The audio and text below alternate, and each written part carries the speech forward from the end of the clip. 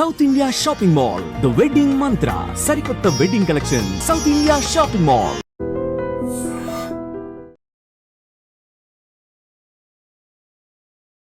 నమస్కారం, welcome to iDream.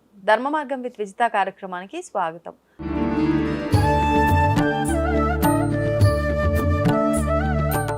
నమస్కారం గురుగారు. ఓం శ్రీ మహాగణాధిపతయే నమః.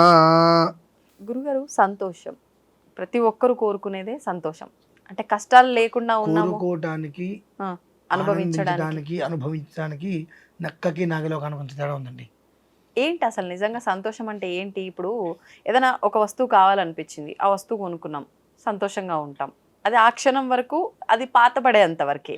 మళ్ళీ యథావిధిగా ఇంకొక విషయంలో ఒక పర్సన్ గానో ఒక వస్తువు గానో సంతోషాన్ని వెతుక్కుంటూనే ఉంటాం. అది శాశ్వతం కాదు. అసలు ఏంటి సంతోషం అంటే? శాశ్వతమైన సంతోషం ఎక్కడ దొరుకుతుంది? అనిత్యమైన శరీరం, అనిత్యమైన జీవితం, దాంట్లో నిత్యం సంతోషం కోసం వెతుకుతాం చూసారండి. అది నిజమైన బాధ. అంటే శాశ్వతం కాని వాటిపైన మనం శాశ్వతమైన సంతోషం వెతుకుతున్నాం అనొచ్చా మీరు చెప్పిన దాన్ని? అంతే. ఓకే, శరీరం శాశ్వతం కాదు. 100 చెప్తాం, నేను ఎందో దాంట్లో సంతోషం కోసం వెతుకుంటూనే ఉంటా. అంతే. కానీ నిజమైన సంతోషం అనేటువంటిది త్యాగంలో ఉంటుందండి. త్యాగం. నేను ప్రతిరోజు గబిక్కిన ఎవరైనా నన్ను తిట్టారనుకోండి, నవ్వుకుంటా. అదేంటన్నారు అనుకో, ఇవాళ అతను నన్ను తిట్టాడంటే అతని సంతోషానికి కారణం నేనేగా. అంటే మిమ్మల్ని తిట్టి సంతోషపడ్డా? అంతే కదా. ఓకే. అంటే మనం వెతుక్కుంటే ప్రతి దాంట్లో మనకు సంతోషం కనిపిస్తుందండి. వాస్తవం ఇది మాత్రం. మనం వెతుక్కుంటే ప్రతి చిన్న దాంట్లో కూడా సంతోషం కనిపిస్తుంది. అదే చిన్న దాంట్లో మనకు బాధ కూడా కనిపిస్తుంది. వాడు నన్ను తిడతాడా అని సీరియస్ అవడానికి, తిట్టాడా, ఓకే ఇవాళ నేను చేసిన పుణ్యం ఏమైనా ఉందా, బహుశా ఇదే అనుకుంటా. మనం అందులోనే భావన, ఆలోచించే విధానం, భావన. తీసుకునే ప్రతి చిన్నది, మీరు కప్పు కాఫీ ఇస్తా మీకు, అందులో ఏగబడుతుంది, ఏం చేస్తారు? అంటే కొంతమంది అయితే పక్కన పడేస్తారు, కొంతమంది తీసి తాగుతారు. అదే నెయ్యి అయితే ఖచ్చితంగా ఏగని మాత్రమే తీసేస్తారు. వాల్యూ చూస్తున్నాం. వాల్యూ దేనికి? ఆ టీ ఆ క్షణానికి లేకపోతే మనం బ్రతకలేము, కానీ తీసి పక్కన పడేస్తున్నాం. అదే పాలల్లోంచి వెన్నలోంచి వచ్చినటువంటిది నెయ్యి, కానీ దానికి వాల్యూ ఇస్తున్నాం మనం. సో మనం దేనికి వాల్యూ ఇవ్వాలో తెలియట్లే మనకు కూడా.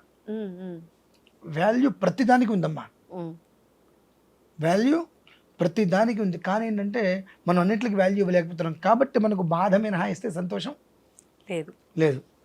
కొంతమందికి ₹1,00,000 పెట్టి ఐఫోన్ కొనుక్కుంటే అదో ఆనందం. ఏముంది అందులో? 10 మందికి అన్నం పెట్టు, 10 మందికి కడుపు నింపు, అదొక ఆనందం. సో ప్రతి చిన్న దాంట్లో నువ్వు సంతోషం వెతుక్కోవడం మొదలుపెట్టు. ఈ అసంపూర్ణమైనటువంటి ఈ జీవితంలో సంపూర్ణమైన సంతోషం నిన్ను వెతుక్కుంటూ వస్తుంది. ఎప్పుడు కూడా మనం వెతుక్కుంటూ వెళ్ళే సంతోషానికి, మనల్ని వెతుక్కుంటూ వచ్చేటువంటి సంతోషానికి తేడా ఉంటుందమ్మా. సిగరెట్ తాగటంలోను, మందు తాగటంలోను, లేదంటే పబ్బులకి వెళ్ళటంలోను, వాటిల్లో ఆనందాన్ని వెతుక్కుంటున్నారు. క్షణికం అది. సో ఆ ఆనందం కోసం నువ్వు తాపత్రయపడితే జీవితం నీకు పోయిందిగా. అక్కడ జీవితం ఉందా? లేదు.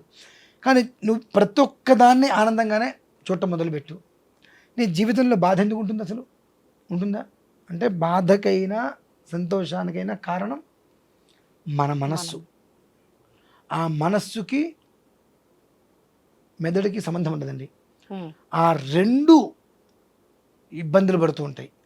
ఆ రెండు కొట్టుకుంటుంటే ఆ రెండిట్లో నోట్లోంచి కొన్ని మాటలు బయటకు వస్తాయి. తద్వారా మనిషికి తగాదాలు, సంబంధాలు దెబ్బతింటాయి కంప్లీట్గా. అదే నువ్వు ఆ మనస్సుని, ఆ మెదడుని కంట్రోల్ పెట్టుకోగలిగావా? అది ఎట్లా సాధ్యం అండి కంట్రోల్ పెట్టుకోవటం? సాధ్యం కాదు అనేటువంటిది లేదు. ఒక ఎగ్జాంపుల్, అన్నవరపు తిరుపతి మూర్తి అవధాని అని నేను 2.5 సంవత్సరాల క్రితం, 3 సంవత్సరాల క్రితం నన్ను కనుక మీరు చూసినట్లయితే, అది మీరు వీడియోస్ కూడా చేయరు, అంటే అగ్నిహోత్రంలాగా మండేవాడిని, విపరీతమైన అనుష్ఠానాలు చేసేవాడిని. అగ్నిహోత్రం కూడా మీరు అగ్గిపుల్ల అంటిస్తే వెలిగేది, నా కళ్ళలోకి చూస్తే కోపం వచ్చేసేది నాకు. అలా ఉండేవాడిని. ఒక్కరోజు కొన్ని అనుష్ఠానాలు కాదని చెప్పి పంచాక్షరి చేయడం మొదలుపెట్టి, ఎందుకు 10 మంది మనకి దగ్గరగా ఉండాలని కోరుకోవాలి, కానీ మనం చూసి భయపడాలి మనం ఎందుకు కోరుకోవాలి? అసలు ఎందుకు భయపడాలి? నేను ఏమన్నా రాక్షసున్నా, పెద్ద పుల్నా, యమధర్మరాజునా కాదు కదా. కానీ నా దగ్గరికి ఎవరైనా రావాలంటే ఆయన దగ్గరికి వెళ్తే ఆయన కొన్ని విషయాలు చెప్పిన జాతకం చూసినా పర్ఫెక్ట్గా ఉంటుంది అనుకుంటున్నారు, కానీ ఆయన కోపిష్టి వామ్మో అనే మాట ఉందిగా, ఆ ఒక్క మాట మనిషిని దూరం చేస్తున్నాయి అని దాన్ని కొంచెం పక్కన పెట్టడం మొదలుపెట్టాను. చాలా ప్రశాంతంగా ఉన్నా. అంటే ప్రతి దాంట్లో సంతోషాన్ని వెతుక్కోవడం మొదలుపెట్టా. చిన్నదైనా పెద్దదైనా నాకు ఇంట్లో ఇవాళ ఆకుకూర పప్పు పెట్టింది, ఓకే చాలా సంతోషంగా ఉంది, బాగుంది. బాగాలేదు అంటే నువ్వు తినలేవు, బాగాలేదు అంటే నువ్వు తినలేవు. ఈ విషయం మా అమ్మ దగ్గర నాకు తెలిసిందండి మొన్న మధ్యనే. ఏమని? మేము హైదరాబాద్లో ఉంటాం, వాళ్ళు ఎక్కడో ఊర్లో ఉంటారు కదా. మేము వెళ్ళని చెప్పి మా అమ్మ పాపం కడుపు నిండా మేము తినాలని చెప్పి హడావిడిగా రకరకాల వంటలు చేస్తూ ఉంటుంది. ఒక్కోసారి హడావిడిలో ఉప్పు వేయటం ఏదో మర్చిపోయి ఉండొచ్చు. వాళ్ళు పిల్లలు తినాలి కడుపు నిండాను సంతోషంతో అన్నం పెట్టిన దగ్గర నుంచి కళ్ళల్లో వాళ్ళకి నీళ్ళు వచ్చేసేసి ముద్ద పెట్టిన అన్న బాగుందని అన్న అంటుంటారు. నిజంగా మనం చేసినటువంటి ఒక పొరపాటుని ఒప్పుకుంటే అంత ఆనందం ఉంటుంది అనిపించిందమ్మా. లాస్ట్ టైం ఒక 9 నెలల క్రితం అనుకుంటా భద్రాద్రి మా అమ్మ చేస్తే నేను తిన్నాను, నాకు అదే నచ్చగా ఏంటమ్మా ఇది ఇట్లా చేసామన్నా, అయ్యో నాన్న బాగాలేదని మా అమ్మ బాధపడిందండి బాగా. నేను ఆ క్షణం నిజంగా నేను గెస్టేలు భగవత్ సాక్షిగా తర్వాత మా అమ్మ ఎంత తాపత్రయపడిందంటే వాడికి ఉప్పు ఎక్కువైందో కారం ఎక్కువైందో తెలియకపోయాడని చెప్పి మళ్ళీ ఏదో ప్రయత్నం చేసింది. తెలంగాణ ఒక్క ముద్ద రొట్టెలు పెట్టుకోగానే బాగుందమ్మా అన్న. మా అమ్మ ఆనందానికి అయితే నిజంగా అప్పుడు కూడా కొంచెం ఉప్పు ఏదో తేడా వచ్చింది, బాగుందమ్మా అన్న. కొంచెం మా అమ్మ పోనీ నా కొడుకు కడుపుండా 4 ముద్దలు తిన్నాడని. వాళ్ళు ఎంతసేపు మనం తినాలి కదా మనం భావించేది. కానీ వాళ్ళకంటి ముందు మనం కడుపుండా తింటూ ఆడుతుంటే వాళ్ళకి అంతకు మించిన సంతోషం ఇంకేముంటుంది. మా అమ్మ అనుకుంది. సరే తర్వాత మా అమ్మ తింటున్నప్పుడు అది తెలిసేరా చెప్పలేదు ఏంటంటే ఏముందమ్మా చెప్పేది అని అన్న. అక్కడి మేము బయలుదేరి చూసేసిన తర్వాత ఇంట్లో సేమ్ సిచ్యువేషన్ జరిగితే నేను కొంచెం ఇందులో ఉప్పు తక్కువైంది లేదన్న. ఒక్కోసారి తక్కువ అవుతుందండి, మనం ఏం చేస్తాం అన్నట్టుగా అంది ఇంట్లో ఆమె. అప్పుడు నాకు అమ్మ ఆ మాట అనలేదు కదా, అమ్మ ఆ మాట అనలా. బాగాలేదమ్మా అంటే అమ్మ బాధపడింది. మళ్ళీ నేను తినటం కోసం చెప్పి ఏదో రకాల ప్రయత్నం చేసి పెట్టిందమ్మా నాకు. అప్పుడు వెంటనే అమ్మాయికి ఫోన్ చేసి మా సారీ అమ్మాయి ఏమనుకోకమ్మా, అదేంటి అన్న అంటే బాగాలేదని చెప్పి నేను బాధ పెట్టా అంటే నువ్వేం బాధ పెట్టావు నాన్న, నువ్వు ఇంటికి వచ్చిన 2 రోజులు కడుపుండా నీకు పెట్టాలేక మేము చూసుకునేది. నువ్వు అక్కడ ఏం తింటావో ఎలా ఉంటావో మాకు తెలీదు, ఇక్కడికి వచ్చినప్పుడు నా కొడుకు నేను కడుపుండా పెట్టగలిగాను, ఆ తృప్తి మాకు చాలా నాన్న. మళ్ళీ వచ్చేంత వరకు ఉన్నప్పుడు ఇక్కడ నేను మాదాపూర్ నుంచి ఇటు బయటికి వెళ్తున్నానమ్మా, మాట్లాడుతుంటే అమ్మ మాట్లాడికి కారు పక్కన పెట్టేసేసి ఏడ్చేసాను. అంటే ఆనందం అంటే మనం వెతుక్కునే దాంట్లోనే ఉంది, మనకు వచ్చే దాంట్లో కాదు. ప్రతిదీ మనం ఇది ఆనందం అనుకుంటే అమ్మ చేసి పెట్టింది, నేను తినాలనేగా చేసి పెట్టింది. బాగాలేదంటే అమ్మ ఎంత బాధపడుతుందో, అమ్మ బాగుంది అని అంటే ఆ 2 రోజులుగా మనం ఉండేది అమ్మ ఏమన్నా సరే ఇష్టం అమ్మా అని అంటే ఎంత సంతోషపడుతుందమ్మా. మనం వెళ్ళిపోయిన తర్వాత మళ్ళీ వచ్చే 2 నెలలకో 3 నెలల వరకు కూడా ఈ 2 రోజులు మనతో అమ్మ ఉన్నటువంటి విషయాన్ని అమ్మ నెమరు వేసుకుంటూ ప్రతిక్షణ ఆనందంగా ఉంటుంది. నిజమే కదా అని చెప్పి వెంటనే మర్నాడు భద్రాచలం వెళ్ళానమ్మా. మళ్ళీ ఇలా అమ్మ దగ్గర 2 రోజులు ఉండొచ్చా. అదే కదా నిజమైన ఆనందం అంటే. ఒకళ్ళ దగ్గర లాక్కొని ఇస్తావా తెస్తావా ఇవన్నీ కదమ్మా. కారులో తిరిగాము, ఇవన్నీ తాత్కాలికమే. దీర్ఘకాలిక ఆనందం ఏమిటి అంటే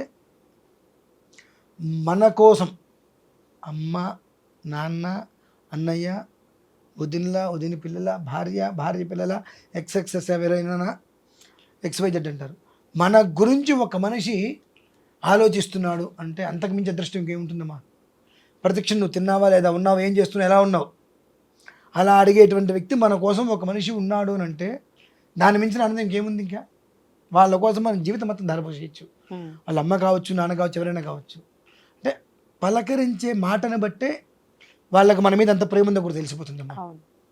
అంతకుమించిన ఆనందం ఇంకెక్కడ దొరుకుతుందా? నిజంగానే అంతే. ఇది ప్రతి ఒక్కరు దృష్టిలో పెట్టుకోవాల్సిన విషయం నిజంగా మీరు చెప్పిన ఉదాహరణ అనేది కదా. ఈ మధ్య కాలంలో అది మిస్ అవటం వల్లే పేరెంట్స్ వాళ్ళు ఎంతో మదన పడుతున్నారు, ఒకరికి కృంగిపోతున్నారు ఆరోగ్యపరంగా కూడా. పాపం వాళ్ళకు వృద్ధాప్యం వచ్చేటప్పటికి వాళ్ళకి అనిపిస్తుంది, మా నాన్న మా అమ్మకి చెప్పుకుంటుంటే నాకు ఏడుపు వచ్చింది. ఆ గదిలో ఉన్నాము, నేను నా కొడుకుని దగ్గర తీసుకుని ముద్దు పెట్టుకున్నా మా నాన్న ముందు. మా నాన్న నేను లోపలికి వెళ్ళిన తర్వాత నాకు 70 ఏళ్ళు ఉన్నాయి, 60 ఏళ్ళు, నా కొడుకు 30 ఏళ్ళు ఉన్నాయి. వాడిని దగ్గర తీసుకొని నాకు ముద్దు పెట్టుకోవాలని ఉంటుంది, కానీ వాడేమైనా అనుకుంటాడేమో, నాకు మళ్ళీ సిగ్గుగా ఉంటుంది. నా కొడుకు నా దగ్గర కూర్చొని నాతో మాట్లాడాలని ఉంటుంది. అమ్మ దగ్గర తీసుకుంటే ఒక ముద్దు పెట్టి పంపిస్తుంది. కానీ నాన్న ఇందాక అనుకోలేదండి. నాన్న అంటే ఆ మాట నేను విన్నా. నాన్న పడుకున్నప్పుడు సైలెంట్గా వెనక్కి వచ్చి కాళ్ళ మీద ముద్దు పెట్టుకుని వచ్చేసా. మళ్ళీ నాన్న కోపం ఎక్కువ. విశ్వామిత్రుని దుర్వాసుని కలిపితే మా నాన్నగారు. అక్కడి నుంచి మీకు వచ్చినట్టుంది వారసత్వంగా అంటారు కదా తల్లిదండ్రుల జీన్స్. కోపం కదండి ఆయన ఆయన అంత ఇదిగా ఉన్నాడు కాబట్టే ఇవాళ మాకు డబ్బు అంటలేదు. డబ్బు అంటలేదు. అన్నదమ్ముల ముగ్గురికి గొడవలు లేవు. అన్నయ్య ఇవాళ వరకు నాకు మా రెండో అన్నయ్యకి 1.5 సంవత్సరం అయ్యారా అని పిలను. అన్నయ్య వస్తే లేదా నిలబడతా అంటే అది నేర్పడతనం అండి. అందులో నుండి ముక్కుసూటిగా వెళ్ళేదంటే నిజాయితీ. అది నేర్పాడు. అదే నాకు సంతోషం. అదే మొన్న మళ్ళీ అమ్మ దగ్గరికి వెళ్ళినప్పుడు అమ్మ చేతితో ఒక ముద్ద నోట్లు పెట్టి 2 రోజులు పంపించింది. హ్యాపీ. అంటే ఆనందం అనేటువంటిది అమ్మ కావచ్చు, నాన్న కావచ్చు, ఒక పర్సన్ ప్రతి క్షణం మన గురించి ఆలోచించే పర్సన్ ఒక వ్యక్తి ఉన్నాడంటే భూమి మీద వాడంత అదృష్టవంతుడు ఇంకొకడు లేడు. ఉండడమ్మా. అంతే. ధన్యవాదాలండి. పరమేశ్వర. దీన్ని తవ్వండి, తవ్వుతూనే శివలింగం. సరే దాన్ని అట్లా కప్పేసేయండి, చూపించదండి. Krishna is there. మూర్తి పూజ కాదు, సాక్షాత్ బ్రజేంద్ర నందన భగవాన్ ఉన్నారు మూర్తిలో. ఏమీ ఆశించకుండా ఆరాధించే వాళ్ళు కూడా ఉన్నారా ప్రభుజీ? నిజమైన భక్తి అంటే మనకు తెలియదు కాబట్టి